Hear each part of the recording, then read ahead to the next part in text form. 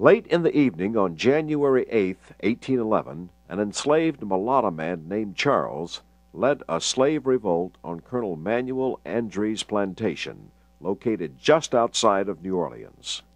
The rebels attacked the Andre family, wounding the colonel and killing his son.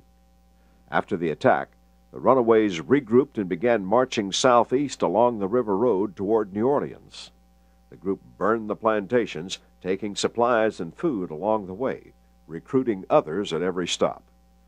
Plantation owners along the Mississippi River heard of the uprising and began to organize.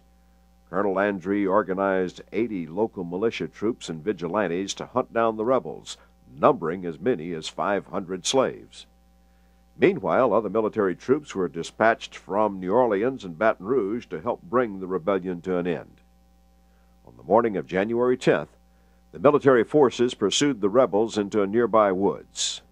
The rebels were not well organized and were only armed with cane knives, axes, hoes, and a few small guns. What followed was a mass execution. The next day, Andre reported that the revolt was completely broken, and the leaders, including Charles Delon, had been all killed or captured. The captured slaves were tried, and most were found guilty.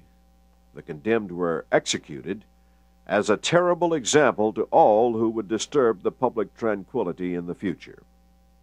The rebel slaves were hung or shot at their owner's plantation or at the location where the action took place. Their heads were then put on poles along the river road as a warning to other runaways.